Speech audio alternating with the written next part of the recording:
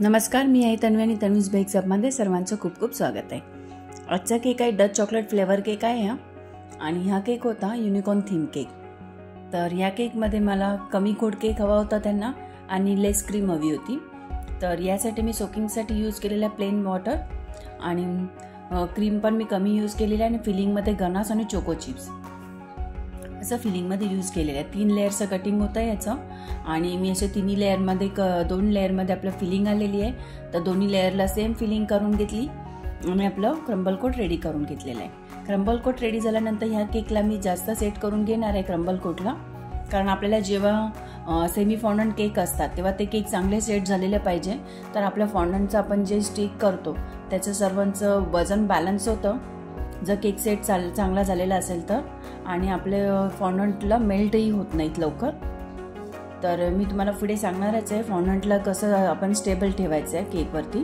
तर मी असं crumble coat केला नंतर त्याला फायनल कोटिंग करून घेतलेली आहे ब्लू कलरच्या क्रीमने, आणि ब्लू कलरची क्रीम प्लेनच फिनिशिंग होती म्हणून मला प्लेन फिनिशिंग करून घेतली। वरती स्विरल पॅटर्न करून घेतला आणि डाऊनला मी व्हाईट क्रीमने पर्ल बॉर्डर करून केकचं डेकोरेशन केलेलं आहे आणि मी केक ठेवून दिला सेट करायला। आणि केक सेट होईपर्यंत मग आपले फॉन्डंटचे जे टॉपर्स आहे ते मी तयार करून घेणार आहे। तर रेनबो कलरचं बनवायचं होतं वरती रेनबो म्हणून आपण जे रेनबोचे कलर असतात 7 ते मी तयार करून घेतले। Purple, blue, green, yellow, orange आणि रेड असे मी बनवून घेतले गोळे, आणि नंतर त्यांना मी असं आपण स्ट्रेट असं एक लाइनिंग तयार करून घ्यायची आणि असं ग्लास ठेवून घेतलेले। तुम्ही असं काही सर्कलचं घेऊ शकतो।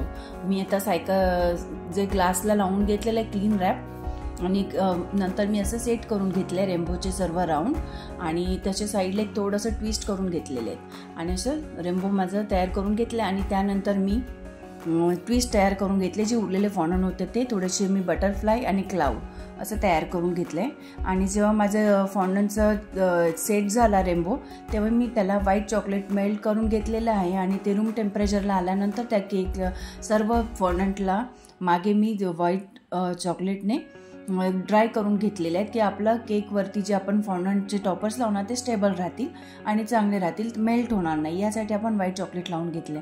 आणि मी असे सर्व असेंबल करून घेतलेत माझे टॉपर, आणि केक आता आपला रेडी झालेला आहे। मी वरती लावून घेतलेलं आहे साईडला, वरती मी रेनबोचं टॉपर लावून घेतलं आहे, सर्व ट्विस्ट बनवलेले ते करून घेतलेत, नंतर शुगर बॉल्स फिंगर करून घेतले, आणि आपला आता केक रेडी झाला आहे। तुम्हाला कसं वाटला व्हिडिओ आवडला असेल तर चॅनलला लाईक शेअर सबस्क्राईब करायला विसरू नका। पुन्हा भेटूया नवीन व्हिडिओमध्ये।